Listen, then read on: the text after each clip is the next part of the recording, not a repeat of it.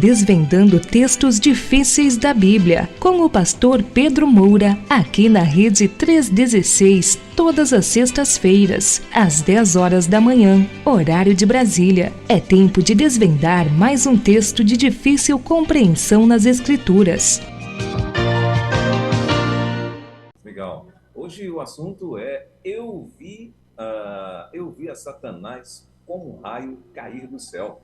Lucas 10, 18. Esse é o assunto de hoje, aqui no 316, no nosso Desvendando Textos Difíceis, textos difíceis da Bíblia.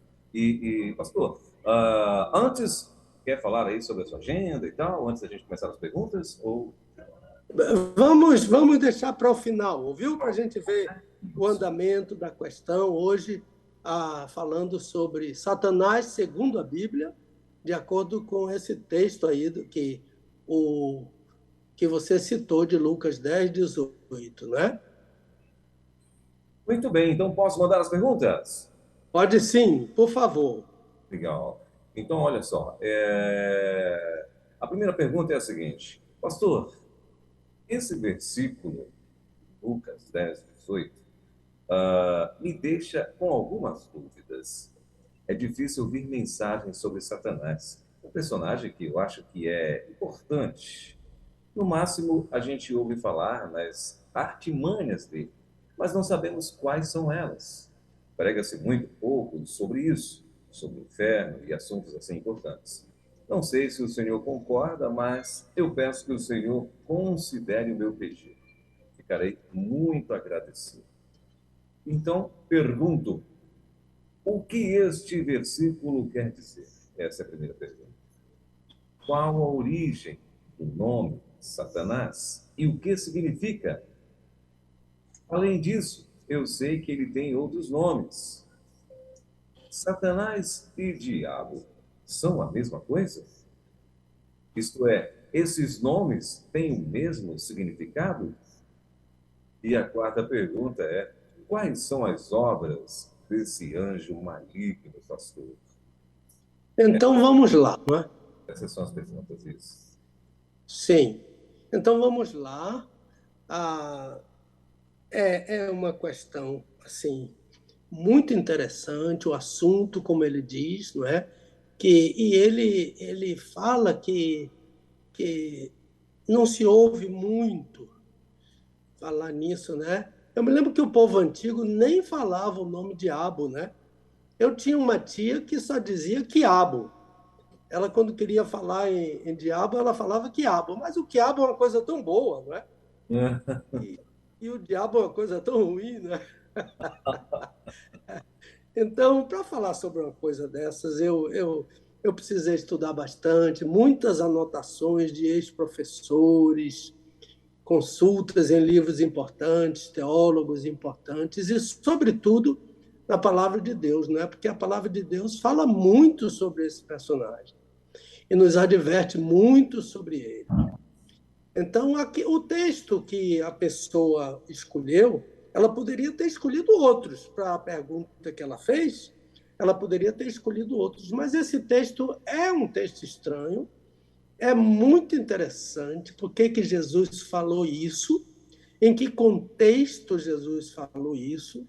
Eu via Satanás, né? O grego fala que ele estava vendo como um espectador. É muito interessante o uso que o próprio Senhor Jesus fez do grego koiné para dizer o que estava se passando naquela visão que ele teve. Então, não se fala sobre um assunto desse sem muito cuidado, sem estudo e, sobretudo, sem oração. Porque para falar sobre Satanás, ele mesmo pode me enganar. Ele mesmo pode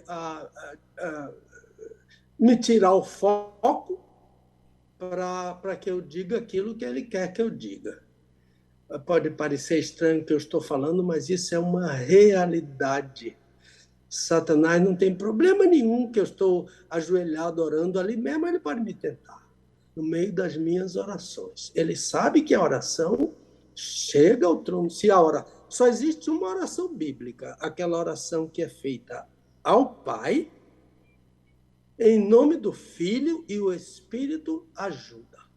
Então, mesmo esta oração, ele pode entrar e pode me tentar durante ela. Mas ele sabe que essa oração vai ao trono da graça de Deus, e nós temos um advogado para nos socorrer. Então, o contexto desse texto é exatamente que Jesus diz: eu via Satanás como raio cair do céu. O contexto desse texto é o retorno dos 70 discípulos. Lembre-se que Jesus, capítulo 10 de Lucas, enviou 70 discípulos, de 2 em 2, adiante, né, dele. Quer dizer, o Senhor Jesus ia, mas mandou-os antes, adiante dele, a todas as cidades e lugares onde ele, Jesus, havia de ir. Portanto, esses 70 eram precursores do Senhor Jesus, preparando a visita de Jesus, né, a uma série de cidades. Eles são, assim, um tipo de João o Batista. A diferença é que João foi enviado para anunciar a chegada do Messias e o início do ministério do Messias. Mas esses discípulos foram enviados depois do anúncio de João, e depois que o anúncio de João plenamente se concretizou. E então eles saíram, os 70, para anunciarem a visita do Messias, já em seu ministério, a uma série de cidades. Então, a gente precisa começar antes do texto que ele citou para que o ouvinte entenda o que estava se passando. E o versículo 17, a primeira parte do versículo 17 diz, eu estou lendo na Almeida Revisada, da Imprensa Bíblica Brasileira: voltaram depois os 70, isto é, depois que realizaram a obra que Jesus mandou que eles fizessem, que fossem aquelas cidades. Mas eles voltaram, e diz Lucas, com alegria. É muito interessante. A palavra cará aparece muitas vezes no Novo Testamento, é a palavra alegria, mas aqui está no caso genitivo. Aqui eu não leio cará, mas eu leio carás. E o genitivo sempre veicula a ideia de origem. E o que é que eu estou dizendo com isso? Eu estou dizendo que essa alegria que Lucas registra é uma alegria que tem origem no coração deles, pelo fato de cumprirem uma ordem superior, né? O genitivo indica essa origem. Tudo quanto nós fazemos em obediência a determinações do Senhor Jesus vai redundar em alegria. Obediência traz alegria, porque é estar na presença do Rei, né? E diz o Salmo 16, por exemplo, que é um salmo messiânico, que na presença dele há abundância de alegria. E também a alegria do Senhor é a força do servo do Senhor.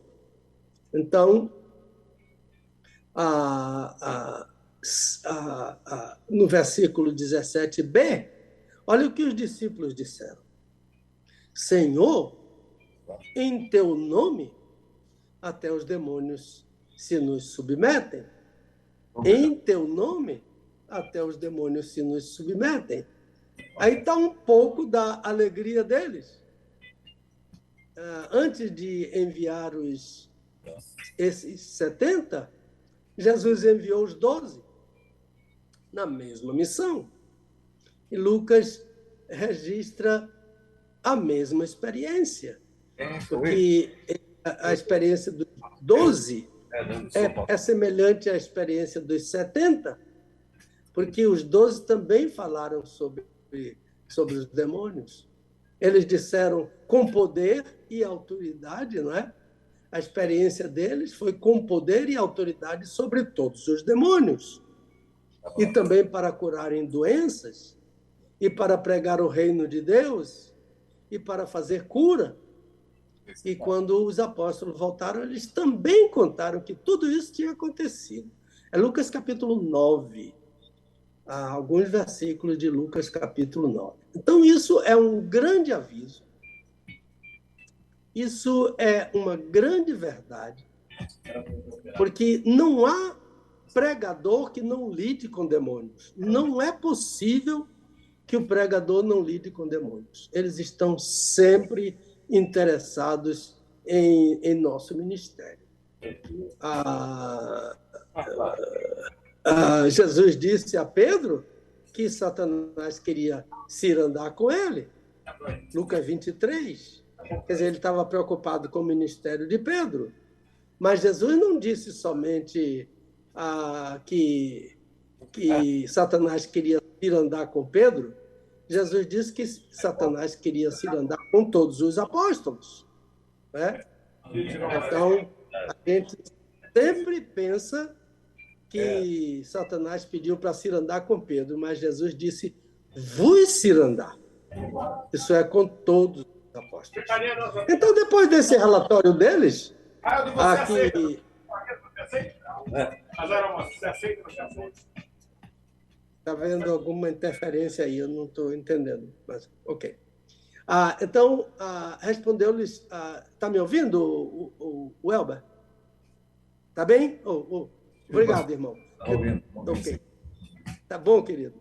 Então, depois do relatório deles, que eles disseram a Jesus que os demônios se sujeitavam a eles, foi que Jesus disse, eu via Satanás como um raio cair do céu.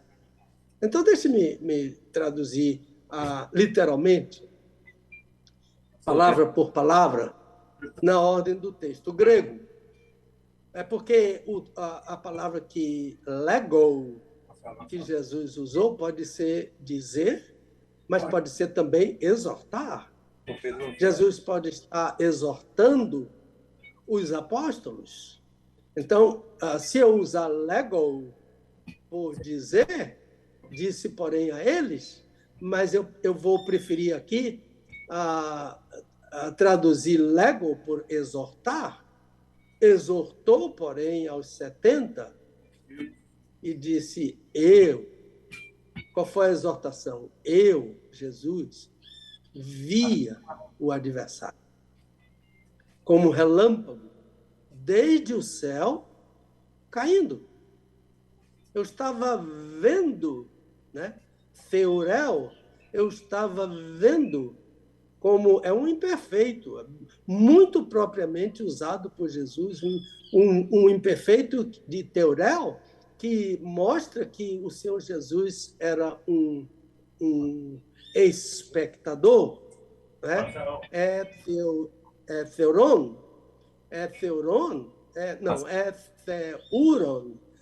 eu estava vendo como um espectador, Satanás caindo do céu como relâmpago. Então, entendo, irmãos, que com esse texto, Jesus está dizendo aqui, é uma ilação nossa dessa visão de Jesus.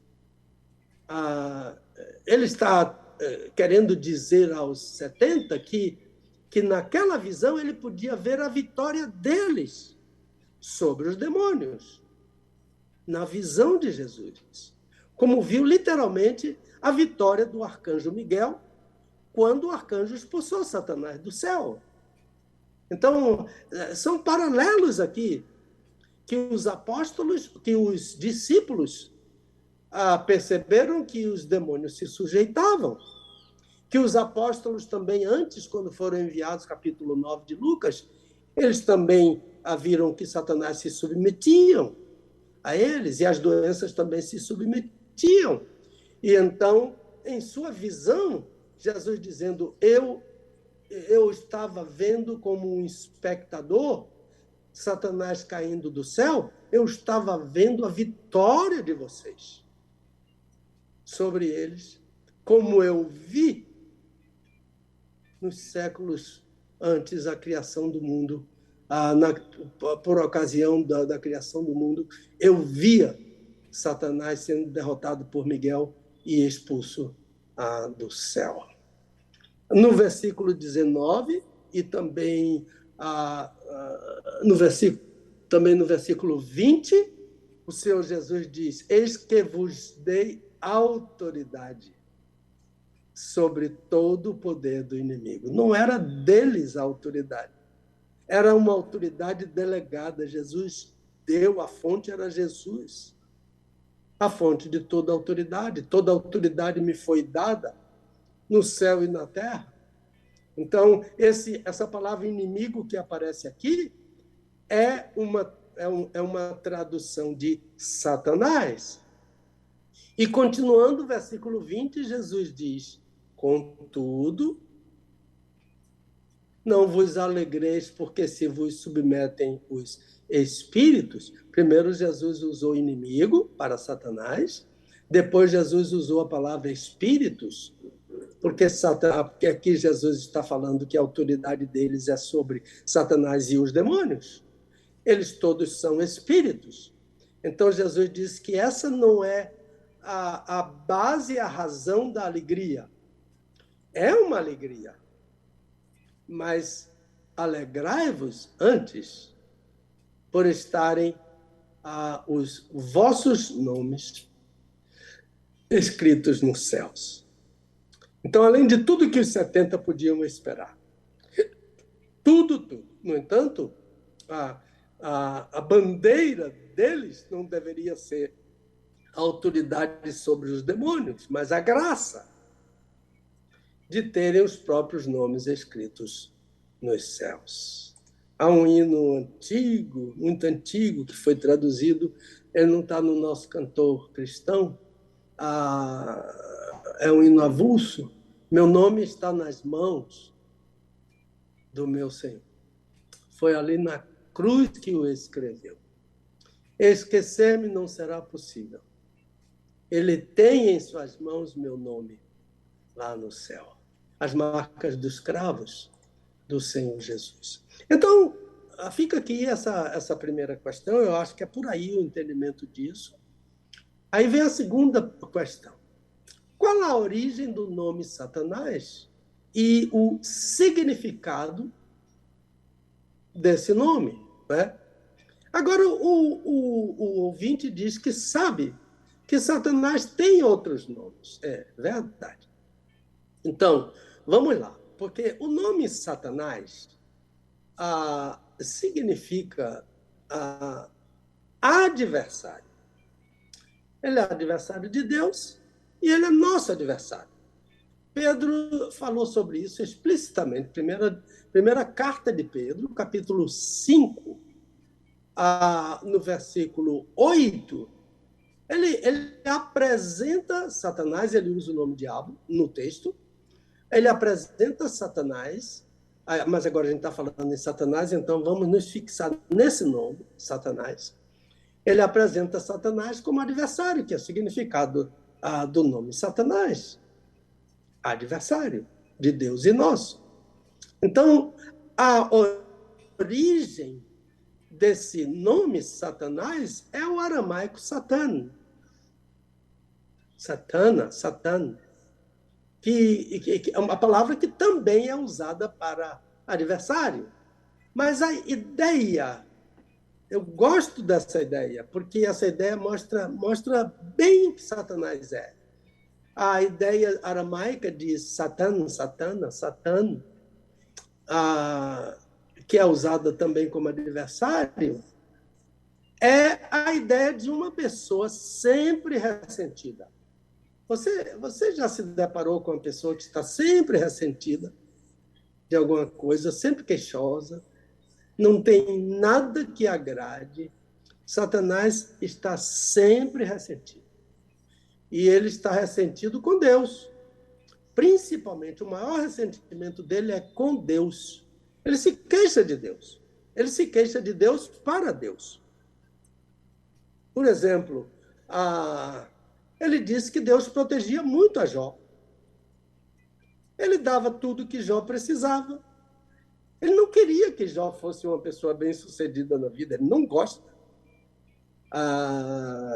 Tudo quanto Jó tem, Deus dará a ele. E depois, que Deus disse a ele que Jó era temente e se desviava do mal, ele continuou com o ressentimento, porque o ressentimento dele é evidente. E o que foi que ele disse a Deus?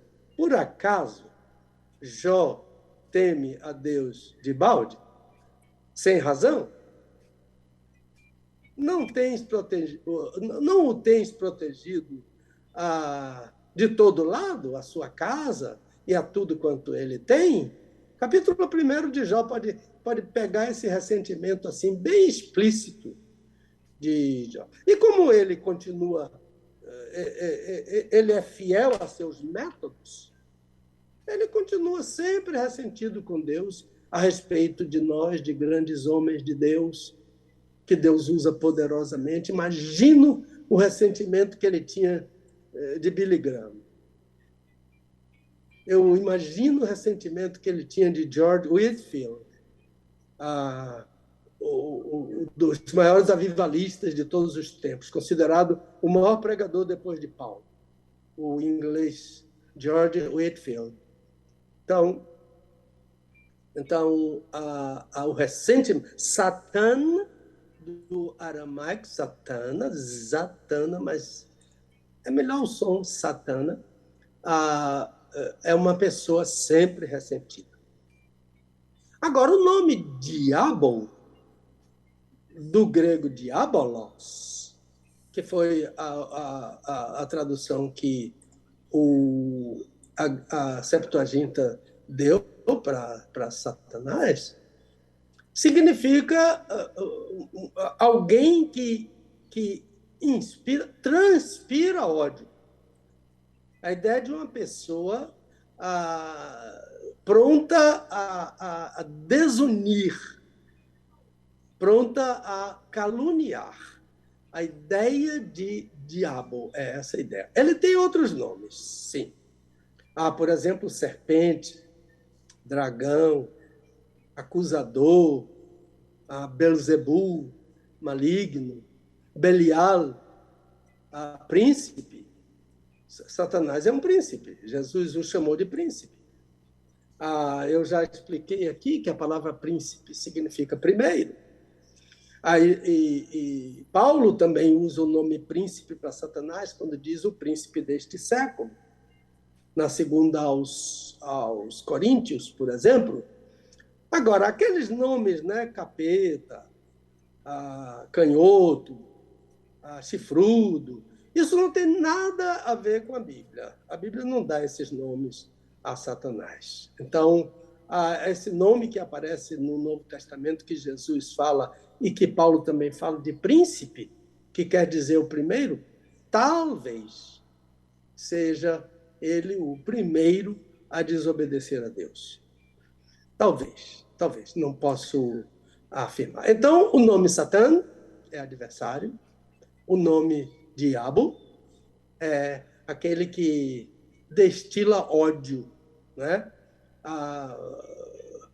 Que prima por desunir, por desagregar, ele é desagregador, a caluniar, a difamar. Ele está pronto a fazer essas coisas. Por quê? Porque ele é o diabo. Agora, a terceira questão. Satanás e diabo são a mesma coisa? Eu deixei aí a palavra coisa, porque Satanás não é uma coisa, né? Mas ele justificou aqui, assim, isto é, esses nomes têm o mesmo significado, então, o que eu diria são nomes de uma mesma pessoa. Satanás é uma pessoa, anjo é uma pessoa. Um anjo é uma pessoa espiritual, ele não é uma pessoa humana, não é? eles são espíritos. Efésios capítulo 1, versículo 14, 14, sim, o último versículo, 14, diz que todos os anjos são. Não é Efésios, é Hebreus, capítulo 1, versículo 14. Todos os anjos são espíritos. Tanto os anjos de Deus quanto os demônios. Todos são espíritos.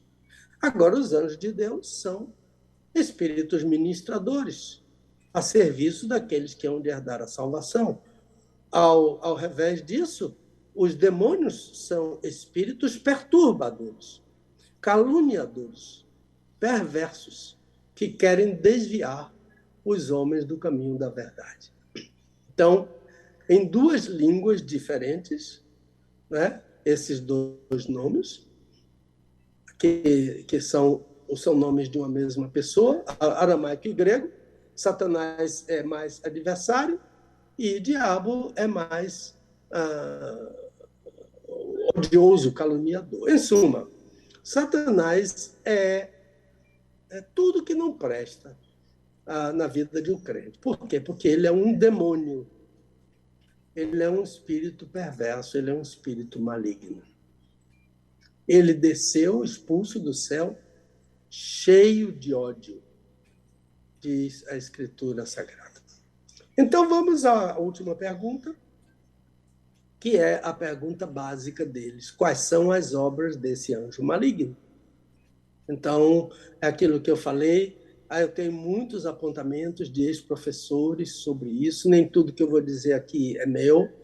Há mais apontamentos antigos. Eu peguei um apontamento de 1987 ou 79, uma coisa dessas, muito interessante. Peguei alguma coisinha, então, de lá, outros livros de teologia sistemática, e coisas assim. Então vamos, de início, a tentar dizer aos amigos, e muita gente não concorda com isso, mas para mim é uma verdade, porque Deus não faz nada imperfeito. Satanás foi criado um ser perfeito, ele é uma criatura de Deus, um anjo importante, como Miguel, como Gabriel, dois anjos poderosos que tomaram a decisão de servir a Deus, e anjo não volta atrás em suas decisões, vai servir a Deus, vai servir até o fim da vida. E aquele que decidiu se afastar de Deus vai estar afastado de Deus por toda a eternidade. Então, no céu, nós veremos esses anjos poderosos todos de Deus, mas os que decidiram não servir a Deus vão estar no inferno. Que é muito triste, mas é a grande realidade. E o nosso ouvinte disse, não se fala muito sobre o inferno, mas é preciso. Então, ele foi expulso do céu em batalha contra Miguel e os anjos de Miguel por orgulhar-se.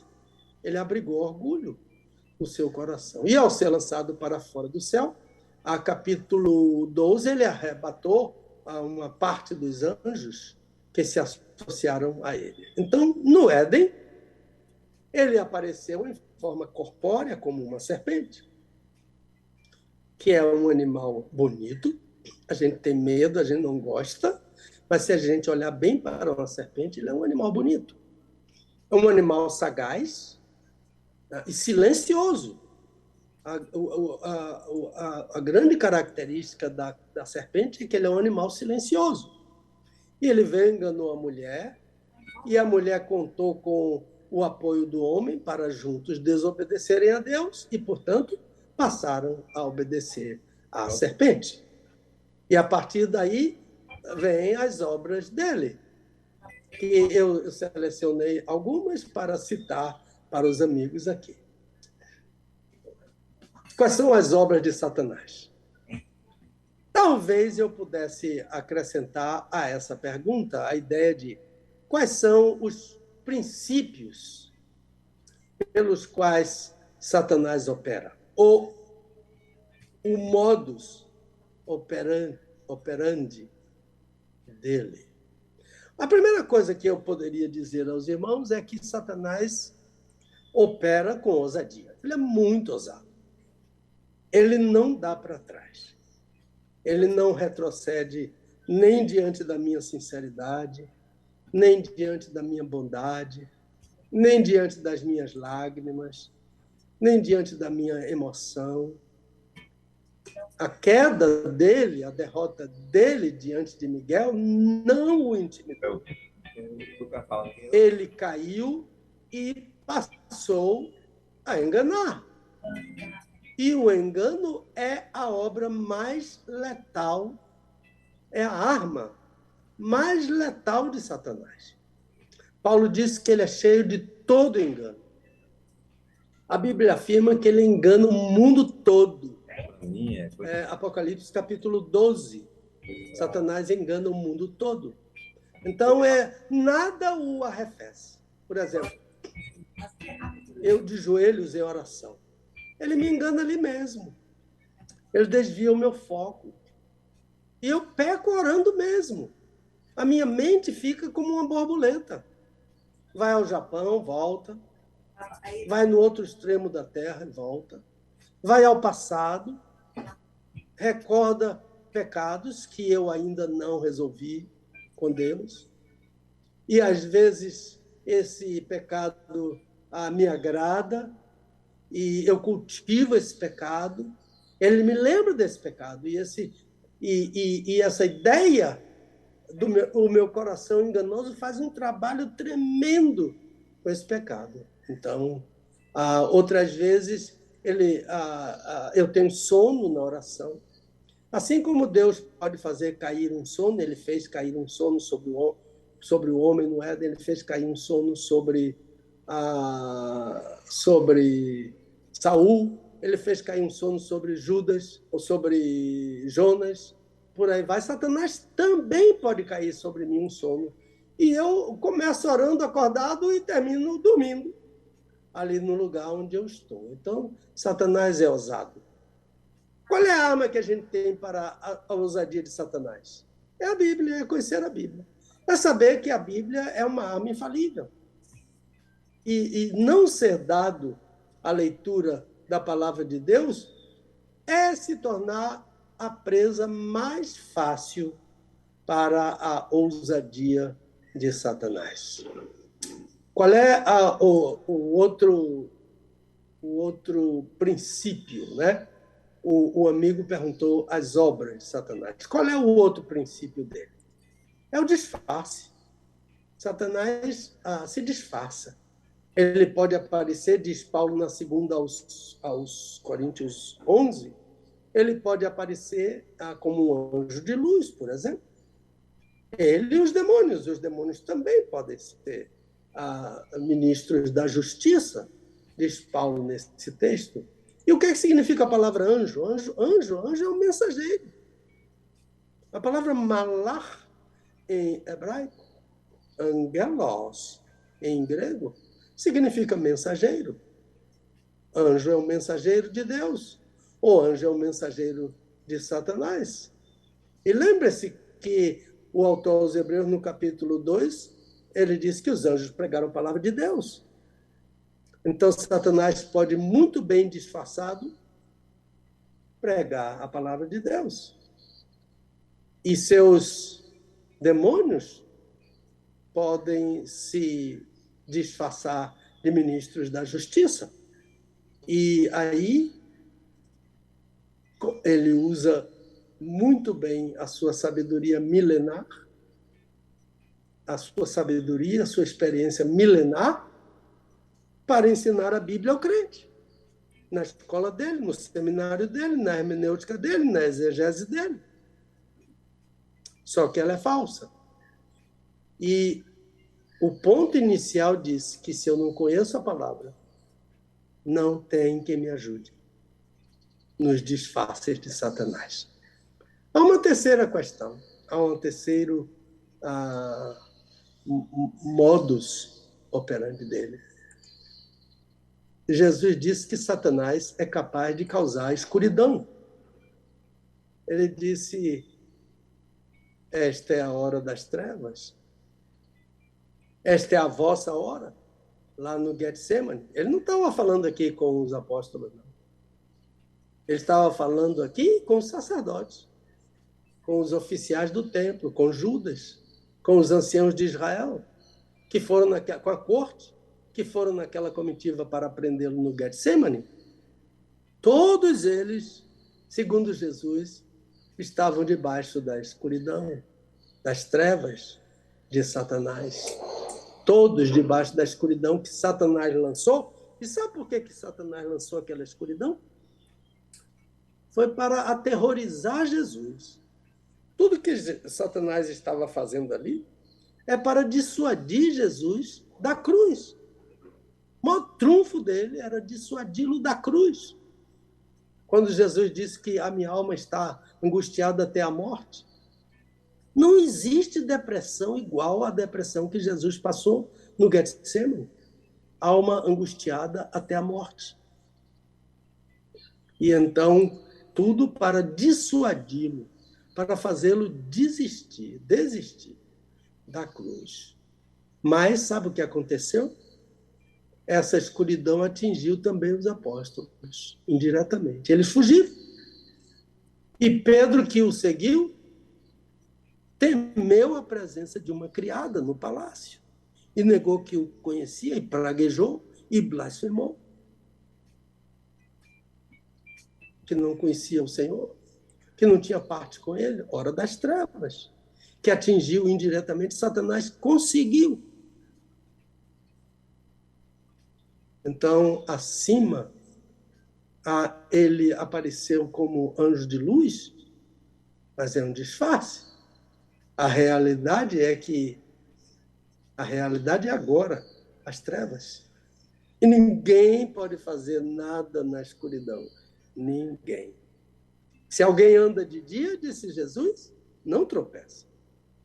Mas se anda de noite, tropeça por causa das trevas. A Welber tem um hino muito lindo no cantor cristão, que não é muito cantado. A nossa igreja no Garcia antigamente cantava esse hino muito.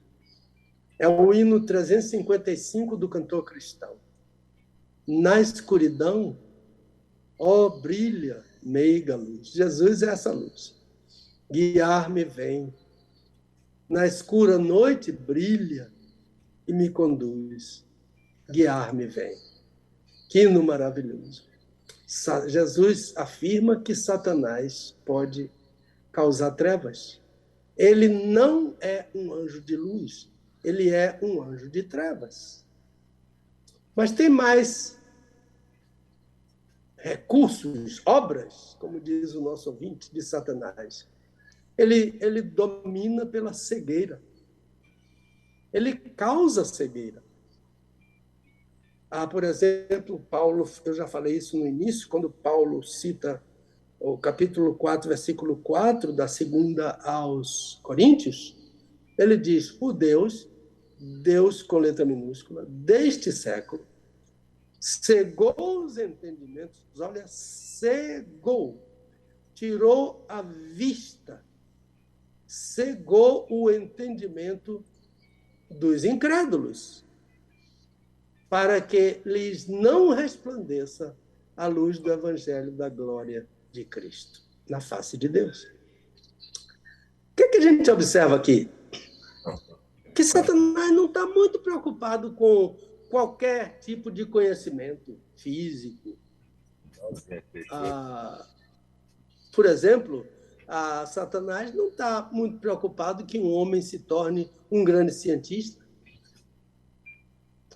Mas a preocupação dele é que ele não conheça a salvação. Que ele não conheça o evangelho. E fora do evangelho, como é que alguém pode chegar à salvação? Se o evangelho é poder de Deus para a salvação. E o que é que ele faz? Ele cega o entendimento. É uma cegueira espiritual.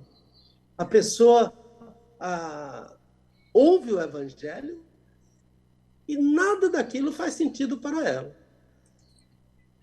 Cegueira imposta por Satanás.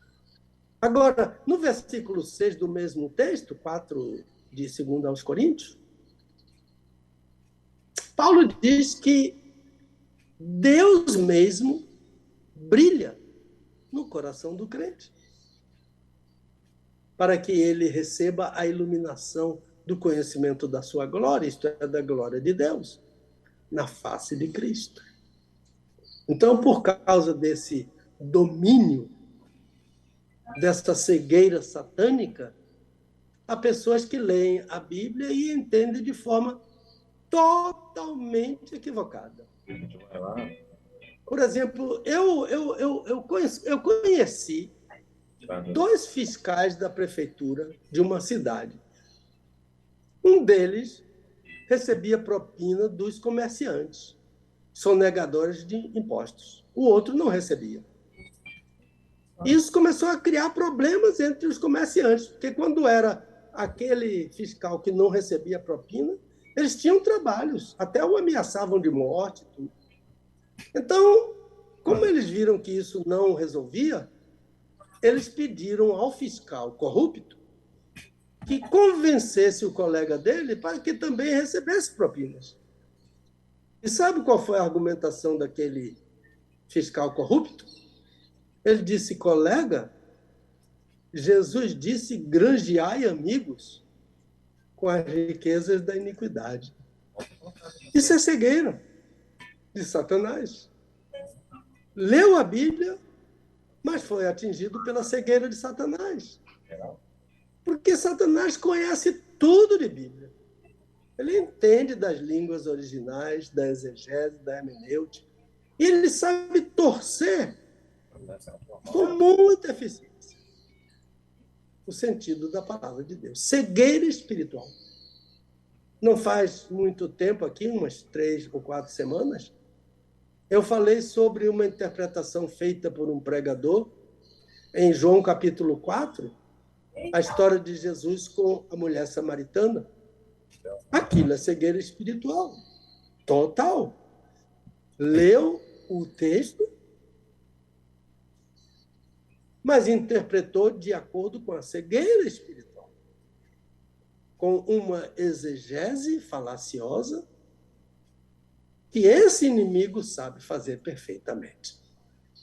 Então, esse programa está lá no link, você pode procurar Jesus e a mulher samaritana, para ver um exemplo típico de uma interpretação debaixo da cegueira imposta por Satanás. O Deus deste século cegou o entendimento. Então, leu a Bíblia, mas entendeu de acordo com a exegese que tem origem na cegueira de Satanás. Mas há um outro trunfo dele, uma outra obra dele, que seria as ciladas, artimanhas, que ele falou, que a gente fala sobre ciladas e artimanhas, mas ninguém sabe o que é isso. Então, em Mateus 16, Jesus volta-se para trás, ele estava caminhando com os apóstolos, dizendo que estava seguindo para Jerusalém, e ele usa essa expressão assim, para trás de mim, Satanás. Ele está falando isso aos apóstolos. Dirigiu o seu olhar para Pedro e para os demais. Para trás de mim, Satanás, que me serves de escândalo, porque não estás pensando nas coisas que são de Deus, mas nas coisas que são dos homens. Por que Jesus disse isso? Versículo 21 e 22 de Mateus 16 até o 23. Ele estava mostrando aos apóstolos, por antecipação, que era necessário que ele fosse a Jerusalém, que padecesse muitas coisas dos anciãos, dos principais sacerdotes e dos escribas, que fosse morto e que ao terceiro dia ressuscitasse. E Pedro, o apóstolo, tomando-o à parte, começou a repreendê-lo. Pedro repreendendo a Jesus e dizendo: tenha Deus compaixão de ti, Senhor. Isso de modo nenhum te acontecerá. Então, deixe-me dizer rapidamente. Jesus voltou-se porque Pedro o tirou à parte, mas Jesus voltou-se para que todos ouvissem. na direção dos 12. E voltando-se aqui, é assim que o grego fala, na direção de todos. Todos precisavam saber quem estava ali no grupo, no meio deles. Quem era? O próprio Satanás, com suas artimanhas, armando uma cilada e usando Pedro para dissuadir o Senhor de caminhar para a cruz. Então, cuidado com gente que gosta de se mostrar muito poderoso para ignorar Satanás. Isso é uma arma dele, é uma cilada dele. Esse inimigo foi lá no meio do Senhor, onde estava o Senhor Jesus e os apóstolos, caminhando para Jerusalém. E ali mesmo ele armou uma cilada para Pedro.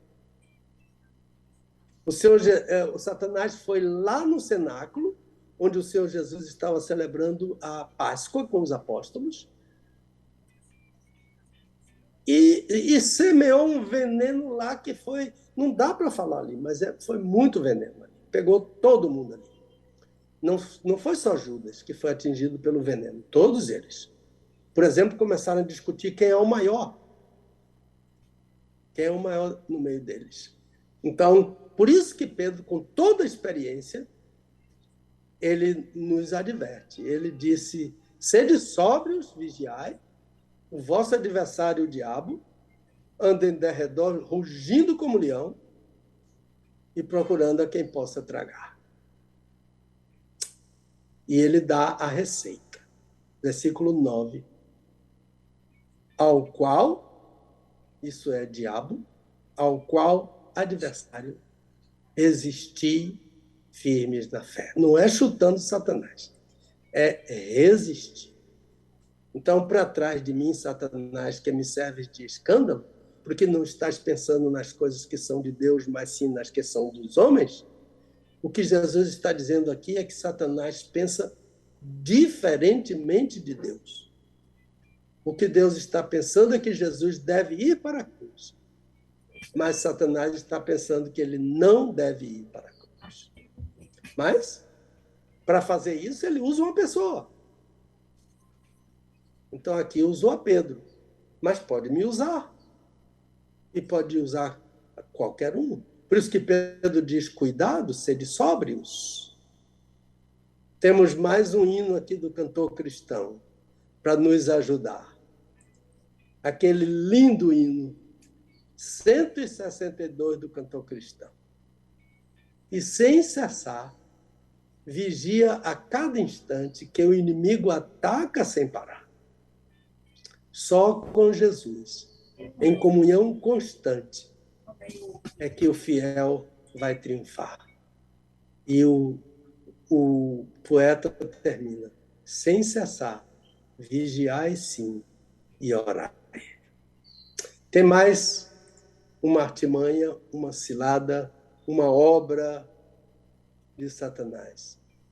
Ele acusa. O nome diabo o identifica como acusador. Apocalipse 12. Eu ouvi uma grande voz no céu, é João falando. Agora é chegada a salvação e o poder e o reino do nosso Deus e a autoridade do seu Cristo, porque já foi lançado fora o acusador de nossos irmãos, o qual diante do nosso Deus os acusava dia e noite. Então a acusação de Satanás torna o testemunho do crente flácido. Por isso que Pedro, ou Paulo, afirma que o pastor deve ter um bom testemunho das pessoas que o conhecem. Porque se ele não dá bom testemunho, é sinal que Satanás está cirandando com ele. E ele já caiu nesse laço. Welber, eu vi uma história que eu fiquei muito triste, de um líder dando um relatório. Ele disse que um vizinho dele usava um som muito alto, que perturbava muito. Mas sabe o que ele fez? Ele comprou um som mais potente ainda. Isso é um relatório missionário. Ele comprou um som mais potente ainda. Então, quando o vizinho desligava o som lá, ele ligava o som dele cá. E diz que um dia o vizinho veio lá e propôs a ele que cada um controlasse o volume para um não incomodar o outro. Ele disse, chame a polícia. Ele disse, não aceitei a proposta dele. O que é isso? Caiu no laço do inimigo. Ele não quer que aquele vizinho se converta. E as pessoas que tomaram conhecimento disso que aconteceu. Então, qualquer um pode cair na acusação de Satanás, porque a acusação dele é que, se eu aceito a acusação dele, aí meu testemunho vai às favas. Né? É o caso triste dessa experiência desse nosso irmão, que Deus o tenha levado ao arrependimento. Então, há mais uma obra. Satanás causa morte, doença e medo. Doenças e medo. Então, Jesus diz uma coisa que define isso tudo aqui. Quando ele, em João capítulo 10, ele diz que o ladrão vem matar, roubar e destruir. Essa a finalidade dele. Então, alguém já me perguntou, por exemplo, se toda doença vem de Satanás. Eu não creio nisso. Eu não creio assim. Mas eu creio que há doenças que vêm dele. Ele pode dar a doença, ele pode aterrorizar, ele pode matar. Né? Ele tanto pode matar que Deus disse a ele para não tocar na vida de Jó. Por quê? Porque Deus sabe que ele pode matar. E por isso Deus não permitiu. Né? Mas ele infligiu a Jó uma doença terrível, uma enfermidade terrível. No entanto, ele não matou, porque Deus não lhe permitiu, mas ele pode matar. O Dr. Piper, aquele pastor batista, né, lá de Chattanooga, lá no Tennessee, na verdade, ele exerce o ministério dele em Minneapolis, Minnesota, mas ele é de lá, de Chattanooga. Ele diz que Satanás não faz o que quer porque Deus tem uma coleira que o controla. Ele está sempre na coleira de Deus. Então, mas ele pode matar. A morte vive em associação com ele. Eu estava pregando no domingo passado na Igreja Batista Salvador, Sal e Luz, e ouvi um amigo muito querido mesmo, o irmão João Francisco. O nome dele é João Louro. O apelido dele é João Louro, porque ele é bem lourinho. Recitar uma poesia de sua autoria. Irmão Louro é um poeta muito proficiente, frutífero. E a poesia dele falava sobre a morte. E ele usava a escritura que trata do filho da viúva de Naim. E olha o que ele disse a uma certa altura naquela linda poesia. Ele disse que Jesus anda na contramão da morte. Mas ele disse numa linguagem que eu não sei dizer. Ele disse na contramão da morte. Eis que surge a essência da vida. É isso. É isso. Ele pode fazer isso tudo. Mas na contramão da morte, Jesus é a essência da vida. Então, há lugares, diz o salmista, no Salmo 74, eu acho que é o versículo 20, que os lugares tenebrosos da terra estão cheios de moradas de violência. Então, Satanás está nesses lugares para impor toque de recolher, de desistir, de voltar atrás. Pedro diz, resisti firmes na fé. Quando eu fui aceito pela missão hebraica de Cleveland, no ano 75, o diretor foi o diretor dessa missão, foi ao seminário para me conhecer, ele foi de surpresa. Eu estava ali pelo campus andando com a minha filha Leila, bem pequena, no braço. E quando ele chegou perto, ele falou comigo, ele falou em hebraico. Eu acho que ele estava me testando. Ele disse, Ribat Kitana Shelecha, Ribat Kitana Shelecha, ela é sua filhinha? Aí depois ele me disse uma coisa que eu nunca esqueci. Não faz muito tempo eu estava compartilhando isso com a Dulce.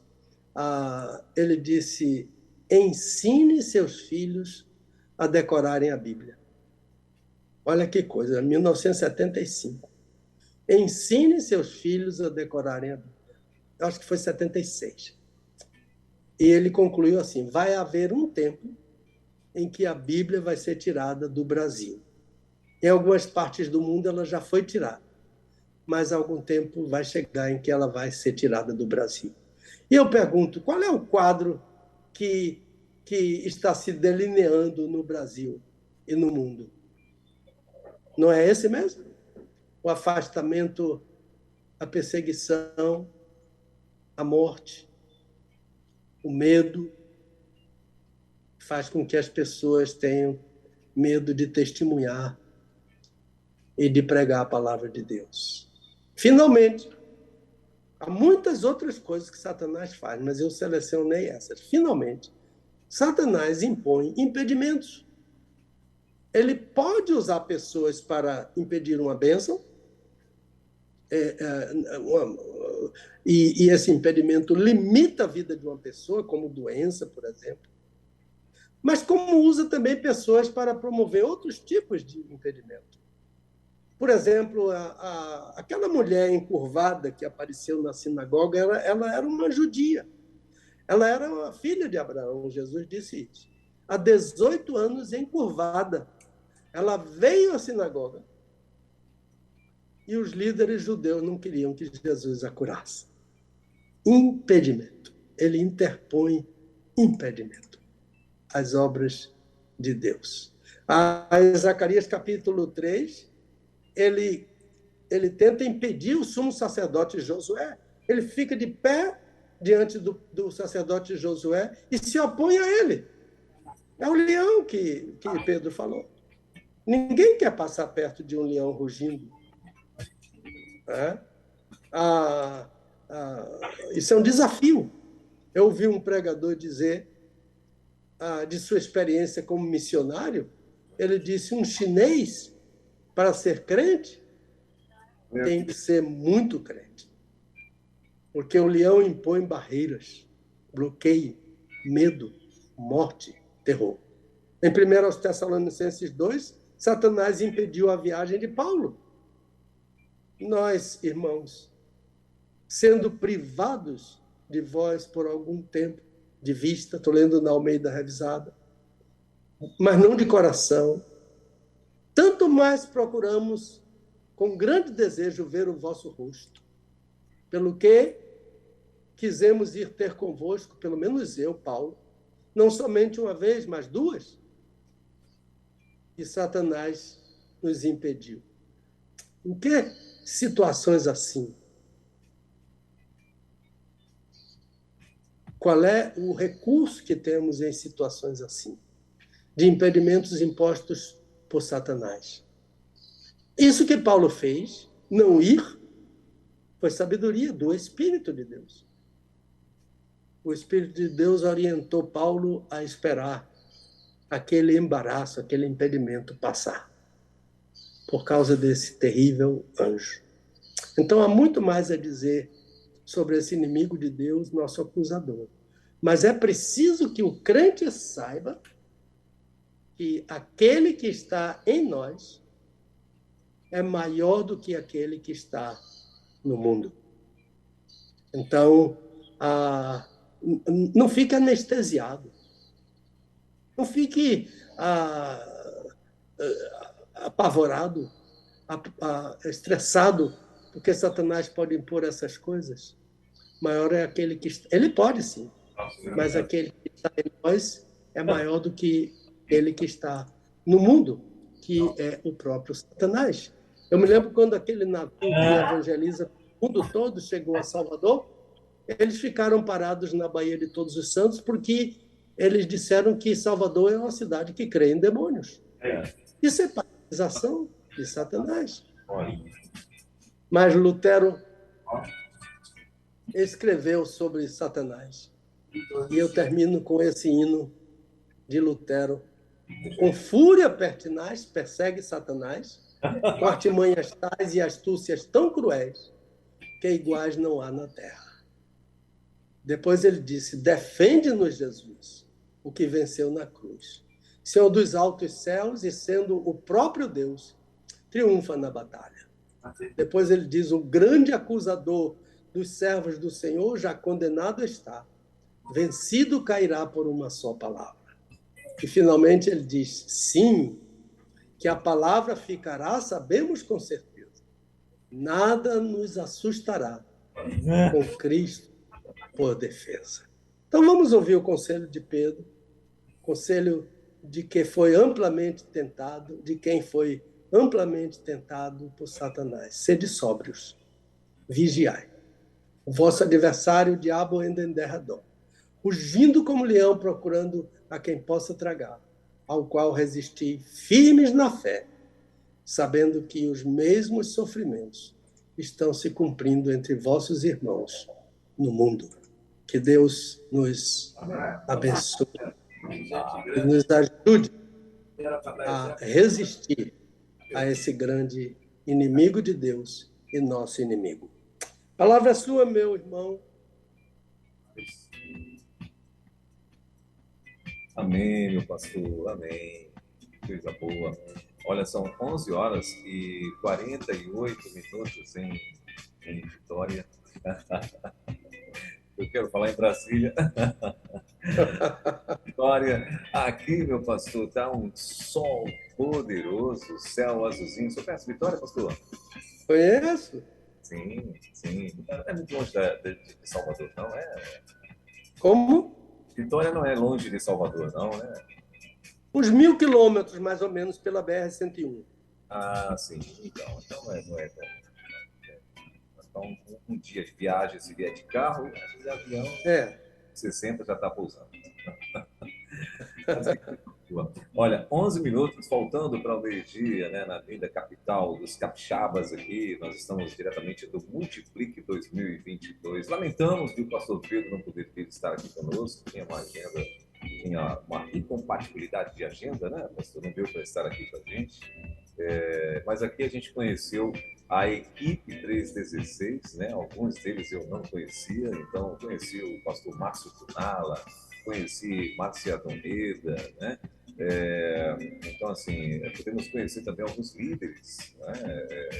Que fazem parte aí da convenção, alguns executivos, coordenadores, enfim, muita gente que a gente encontrou. Histórias maravilhosas de missionários, né?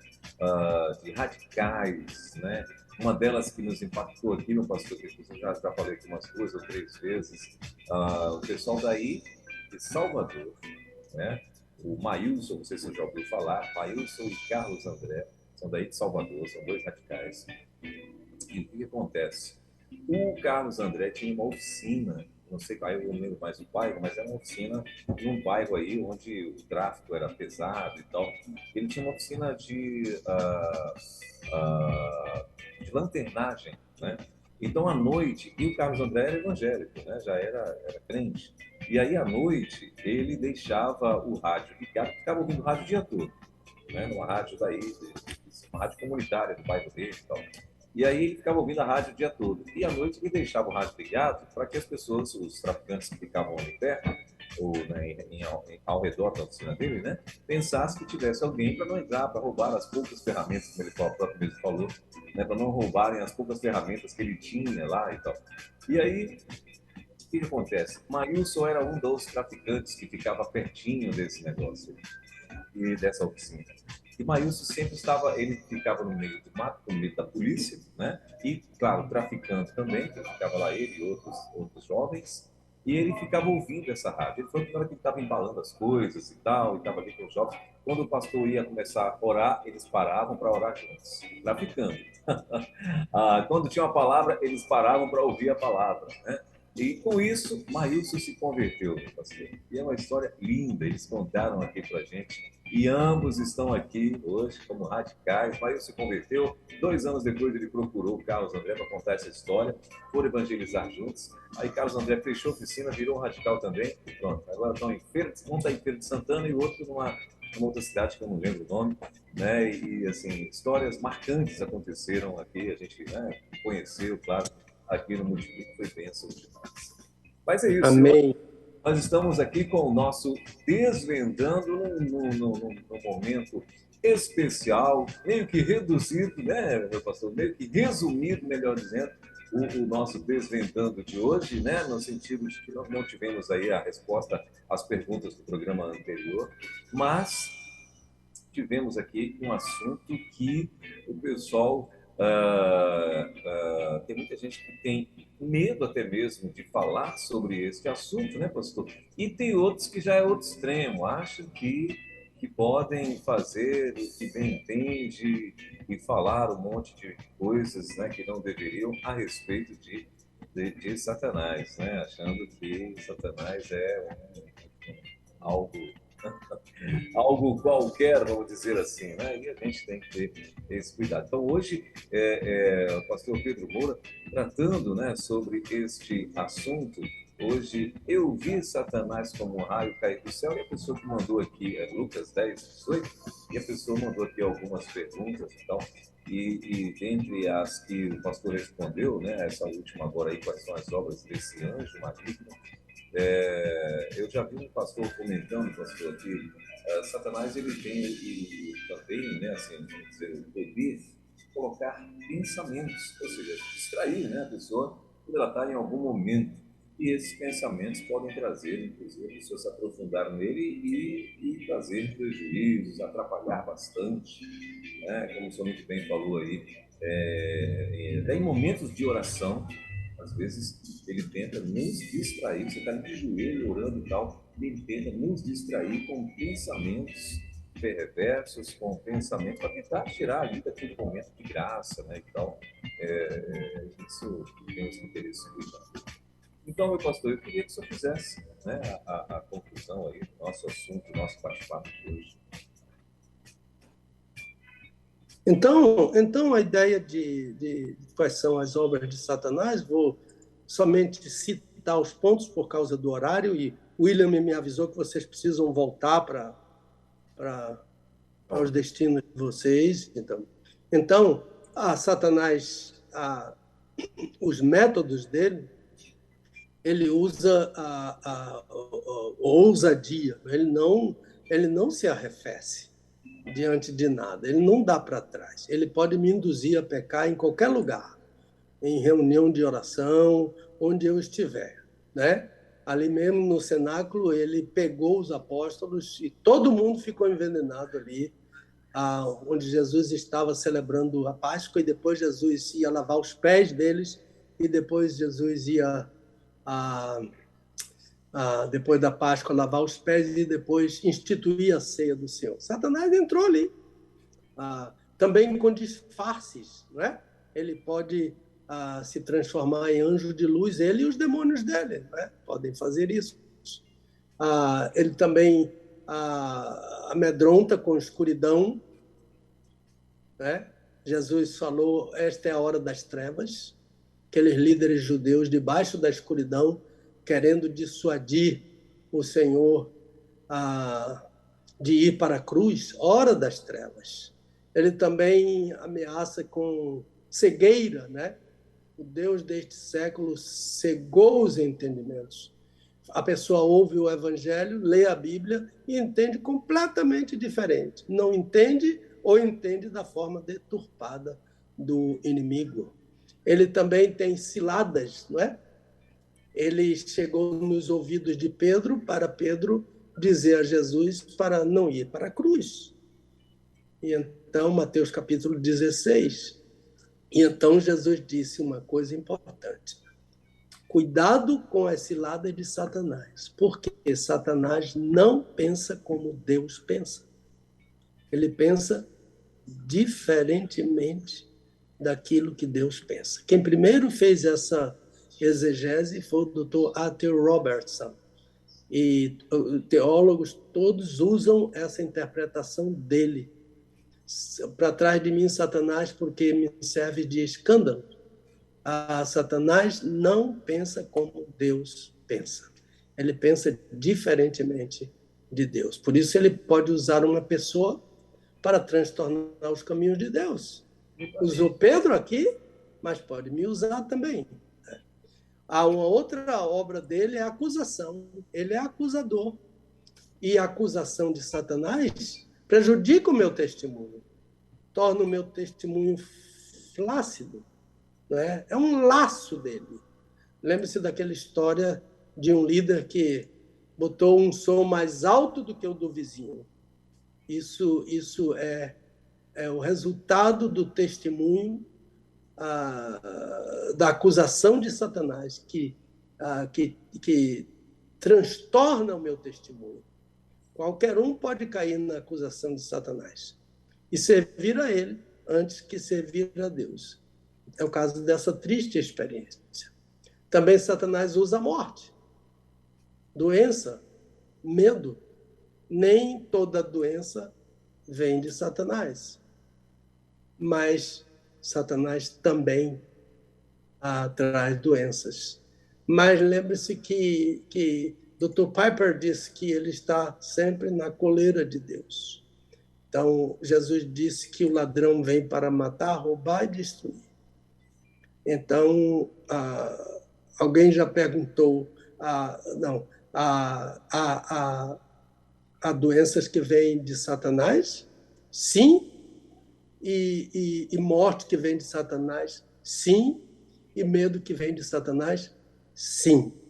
Lembre-se do Salmo 74, 20, os lugares tenebrosos da terra cheios das moradas de violência. E finalmente, com impedimentos. Ele pode impedir. O caso daquela mulher encurvada, 18 anos, que os líderes judeus queriam impedir a cura de Jesus, a cura que Jesus ia oferecer àquela mulher. Então, ele mesmo pode estabelecer um impedimento, mas ele pode usar como usou esses líderes judeus. Ele quis impedir, ele se opôs ao sumo sacerdote Josué, no livro de Zacarias. Ele impediu Paulo 2 vezes de viajar, e Paulo não viajou, e eu creio que foi por orientação do Espírito Santo, para ele esperar aquele impedimento passar. Então, lembrando de Lutero, nada nos assustará com Cristo por defesa. Lembrando de Paulo, nada vai nos separar do amor de Deus que está em Cristo Jesus. Amém. O Senhor abençoe aos meus queridos ouvintes, a toda a equipe da Rede 316. Um bom retorno com segurança para vocês. Lembrando que debaixo do avião estão os braços eternos. Amém. Estou muito obrigado. Sexta-feira que vem, eu tenho certeza que vão haver muitas perguntas, né, a respeito do tema de hoje, né? E a gente ficou devendo da semana passada, então sexta-feira que vem, com certeza a gente vai estar com o nosso querido pastor Pedro Moura, né, permitindo Deus, estar mais uma vez nesse texto, lembrando e, claro, respondendo a pergunta das 2 semanas, né? Meu pastor, eu quero muito agradecer mais uma vez a sua participação aqui na rede, agradecer aí também a toda a audiência, né? E que Deus continue abençoando aí a sua vida. E sexta-feira que vem a gente vai estar juntos novamente, permitindo Deus, a partir das 10 da manhã. Amém. Na sexta-feira vamos falar sobre novamente a mãe do Senhor Jesus. Essa mulher linda, maravilhosa. Mas a pergunta é uma pergunta muito própria. Maria é agraciada ou cheia de graça? Qual é a diferença? É muito interessante. Lucas, capítulo 1, versículo 28. Maria, agraciada ou Maria cheia de graça. Qual é a verdade bíblica, textual? Né? Mas, Welber, deixe-me dizer que nós continuamos orando pelo Brasil, insistentemente, e dependendo do Senhor, para esse momento delicado do nosso país e do mundo. Essa é talvez a maior eleição dos últimos tempos. E o Brasil está aí na crista do mundo, como um país celeiro, como um país abençoador, como um país que está alimentando uma grande parte do mundo, e certamente que o nosso inimigo não quer isso. E por isso que eu sempre digo aos crentes, o meu voto deve ser um voto de um adorador de Deus, porque Deus procura adorador. Então, esse meu voto deve ser o melhor voto. E qual é o melhor voto, pastor? É o voto que mais se harmoniza com os ensinos da palavra de Deus. O que a palavra de Deus ensina sobre um líder? Isso que deve ser o meu voto, o melhor voto. Nesse domingo, se Deus quiser, eu vou estar pregando na minha igreja, né? Afastado da minha igreja há tanto tempo aí, por causa dessas viagens daqui para ali. Estou voltando e o pastor me pediu para levar uma palavra, e nós vamos falar sobre o tema que falamos no acampamento da Memorial. Olá. O Salmo 100, o Manual do Adorador. E não vai haver o estudo Desvendando em nossa casa por causa das eleições. Mas retomaremos no domingo próximo o Desvendando, está à tarde aqui às 16h30 em nossa casa. Então, o Senhor te abençoe e te guarde, abençoe o Brasil e faça a sua vontade prosperar explicitamente, amplamente, poderosamente nesse final de semana. Amém. Amém. Em nome de Jesus. Meu pastor, obrigado, viu? Deus abençoe. E até sexta-feira, se Deus quiser, a gente vai estar de volta aqui com mais um Desvendando Textos Difíceis, com o nosso querido pastor e doutor Pedro Moura. Eu recebi aqui muitos comentários, né, aqui no nosso WhatsApp, o pessoal falando que já estava aqui na expectativa para mais um dia de maná, mais um dia de bênção, né, e estamos aqui, então, realizando mais um dia. Deus abençoe, pastorzão. Até sexta-feira, então. Amém, meu querido. Eu estou saindo. Amém. Valeu. Desvendando textos difíceis da Bíblia. Com o pastor Pedro Moura, é tempo de desvendar mais um texto de difícil compreensão nas Escrituras. Aqui na Rede 316,